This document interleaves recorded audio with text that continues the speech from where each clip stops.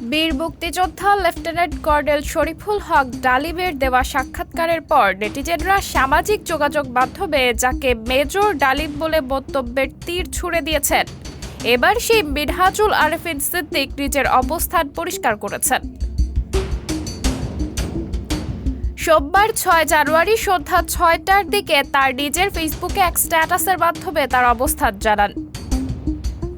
এর আগে রোববার ৫ জানুয়ারি রাত ৯টার দিকে এক লাইভ টক শোতে কথা বলেছেন বীর মুক্তিযোদ্ধা লেফটেন্যান্ট কর্নেল শরীফুল হক ডালিম।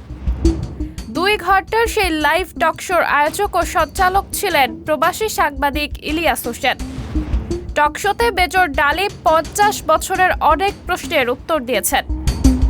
তিনি শেখ মুজিবুর রহমানকে সপরিবারে হত্যার অভিযোগে অভিযুক্ত থাকার কারণে দীর্ঘদিন আড়ালে ছিলেন। মেজর ডালিমের এই সাক্ষাৎকারের পর বিষয়টি টক অব দ্য কান্ট্রিতে পরিণত হয়েছে। সামাজিক যোগাযোগ মাধ্যম থেকে শুরু করে সর্বত্র আলোচনায় এই মেজর ডালিম ইস্যু। মিনহাজুল আরেফিন সিদ্দিক তার ফেসবুক স্ট্যাটাসে লেখেন, সকালে ঘুম থেকে উঠে দেখি রাতারাতি মেজর ডালিম হয়ে গেছি।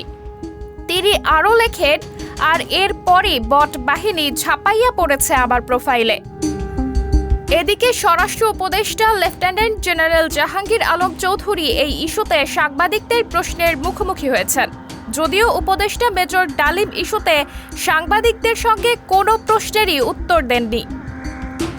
ইলিয়াসের সঙ্গে টকশোর শুরুতে মেজর ডালিম বলেন, দেশবাসীকে বিশেষ করে নতুন প্রজন্মের ছাত্র জনতাকে যারা আংশিক বিজয় অর্জন করেছেন তাদের লাল শুভেচ্ছা জানাই। বিপ্লব একটি সমাজ, যে কোনো রাষ্ট্রে একটি চলমান প্রক্রিয়া। সেই অর্থে তাদের বিজয় এখনো পুরোপুরি অর্জিত হয়নি, তার জন্য আরও সময় প্রয়োজন।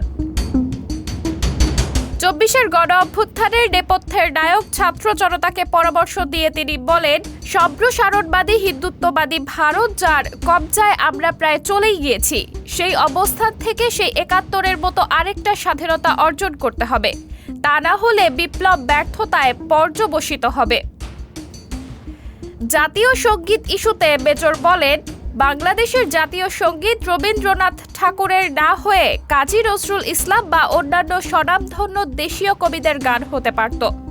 ভিনদেশী একজন কবির গানকে জাতীয় সঙ্গীত বানানোকে পৃথিবীর ইতিহাসে বিরল বলে মন্তব্য করেছেন তিনি।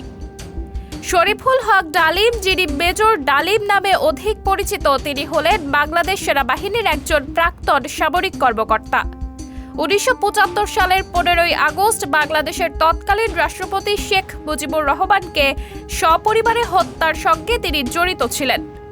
শেখ মুজিব নিহত হওয়ার পর মেজর ডালিম সেটি বাংলাদেশ বেতারে ঘোষণা দেন। ৭৫ পরবর্তী গণপ্রজাতন্ত্রী সরকার তাকে বিদেশে বিভিন্ন বাংলাদেশি দূতাবাসে বিভিন্ন পদে নিয়োগ দেয়। সাবরিনা জলিল, সবার কথা।